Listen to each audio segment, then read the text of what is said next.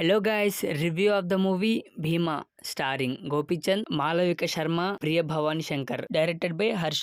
Movie చూసాక నా opinion చెప్పాలంటే మరీ బ్లాక్ బస్టర్ అయితే కాదులే, కానీ జస్ట్ ఓకే అనిపించింది. గోపీచంద్ కటౌట్ ని హ్యాండిల్ చేయటం ఎవరికి ప్రాపర్ గా కుదరట్లేదు. అసలు కథ విషయానికి వస్తే మన హీరో పోలీస్ ఆఫీసర్ రావటమే విలన్ కి దమ్కి ఇస్తాడు. ఈ గ్యాప్ లో లవ్ ట్రాక్ కూడా ఉంటుంది. విలన్ సీక్రెట్ గా ట్యాంకర్స్ లో కొన్ని పంపిస్తుంటాడు. అవేంటి, ఇంతకీ ఈ సినిమాకి పరశురాముడికి సంబంధం ఏంటి అనేది కథ పాయింట్. ఇవన్నీ మీరు తెలుసుకోవాలంటే థియేటర్ కి వెళ్లాల్సిందే. సినిమా కాన్సెప్ట్ చాలా బాగుంది. సినిమా స్టార్ట్ అయిన 15 నిమిషాల వరకు కూడా హీరో ఎంట్రీ ఉండదు. హీరో కోసం ఎదురు చూస్తున్నాం అనే భావన కూడా లేకుండానే హీరో ఎంట్రీ ఉంటుంది. అయితే తర్వాత భీమా, విద్యల లవ్ ట్రాక్ అంత ఇంట్రెస్టింగ్ గా ఉండదు. వెన్నెల కిషోర్, సప్తగిరి కామెడీ సీన్స్ ఉన్నా అంతగా వర్కౌట్ అవ్వలేదు. లవ్ ట్రాక్ తో పాటు కామెడీ సీన్స్ కూడా బాగా రాసుకుని ఉంటే బాగుండేది. క్లైమాక్స్ సీన్ అయితే వేరే లెవెల్. ఇక యాక్టర్స్ విషయానికి వస్తే గోపీచంద్ అయితే చించి పడేసిండు భయ. పోలీస్ యూనిఫామ్ కరెక్ట్ గా సెట్ అయింది. అండ్ మాలవిక శర్మ, ప్రియ భవాని శంకర్ వాళ్ళకిచ్చిన రోల్స్ లో బాగానే చేశారు. మ్యూజిక్ రవి బసూర్, సాంగ్స్ బాగున్నాయి. బ్యాక్గ్రౌండ్ స్కోర్ అయితే భీమా సినిమాకే హైలైట్. ఓవరాల్ గా భీమా గోపీచంద్ గత సినిమాల కంటే